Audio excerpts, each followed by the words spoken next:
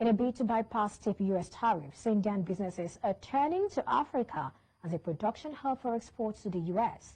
The U.S. has imposed 50% tariffs on Indian goods, affecting sectors like automobiles and pharmaceuticals. African countries like Ethiopia, Nigeria, Botswana, and Morocco are offering attractive incentives, including tax holidays, customs duty, and VAT exceptions. These are meant to attract investments, particularly from manufacturers. Africa Business Insider quotes a manufacturer statement that underscores Africa's growing appeal as a manufacturing destination driven by favorable trade terms and investment opportunities.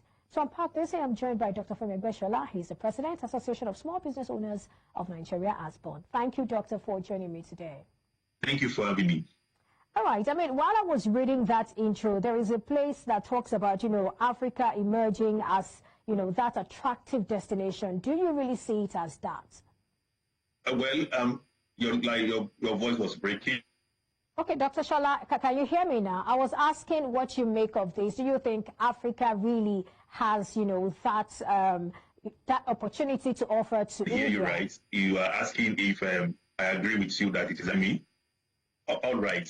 So I did say, it's an opportunity for Africa, and at the same time, it goes with its number of challenges.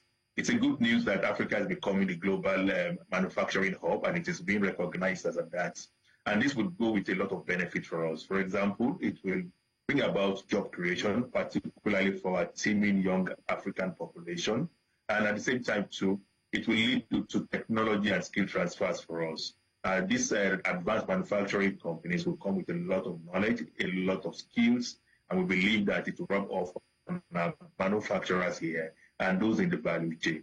It will also help to increase our tax revenue, particularly in Africa now that these companies from India and the rest are looking at coming in here. Also, too, it will help to boost our exports, because when those things are manufactured here, it is likely that they will still go back to US or some other countries, which will definitely increase our exports. I also see it that it is also going to boost our FX, because now more FX will come into the country and it will stabilize our FX.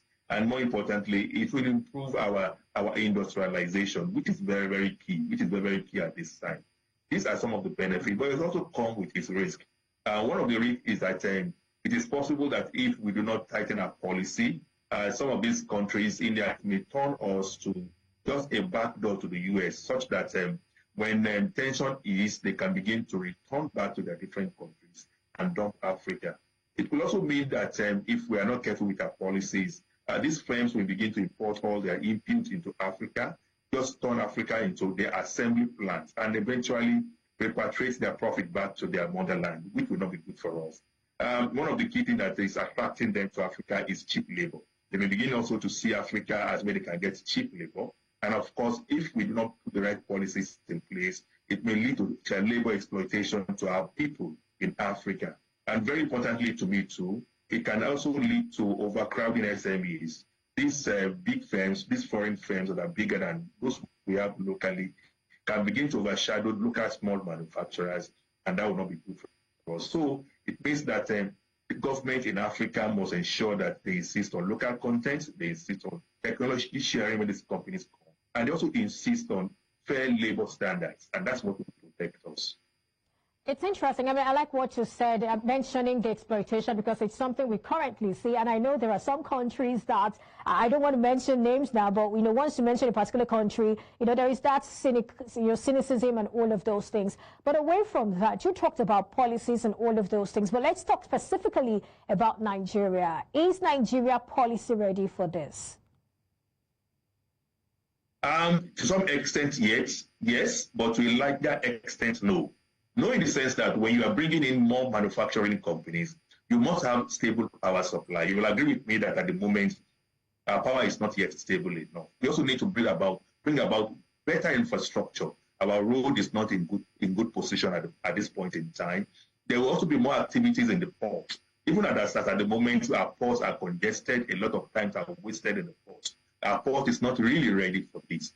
We do not also have enough free trade zones. When you have this kind of manufacturing outfits coming to Africa, particularly to Nigeria, we should be able to support them with enough free trade zones and even export zones, so that immediately they get their products done, they can begin to export. And this free trade zone will provide them very good incentives that will put us better in a chance beyond other African countries that may also be lobbying to have them come. It's also important for us to ensure ease of doing business. If you look at our ease of doing business at the moment, it's not too good. We need a situation whereby they will have fast approval for whatever they need. They will have reduced bureaucracy and be able to also predict policies, because policy most times are not stable here. Again, too, there's need for us to be able to ensure that government enforces policy that would dictate local sourcing of requirements. All these local materials they need must be sourced locally, and this can be done by partnering with SMEs who are already in that value chain. And government too must be able to provide for them the kind of skills that this workforce will need to work with these companies, these manufacturing companies. It means then that we need to begin to strengthen our team so that the skills they are being taught in those schools or technical centers.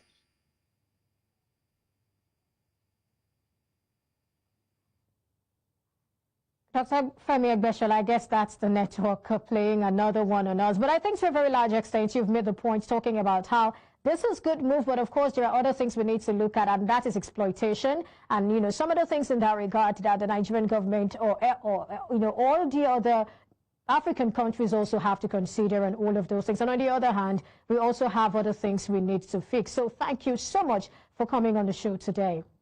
All right, and this is our offering for today on Business Edge. Many thanks for watching. I am Perpetua Fasoli Peter. To enjoy the rest of the day. Bye for now.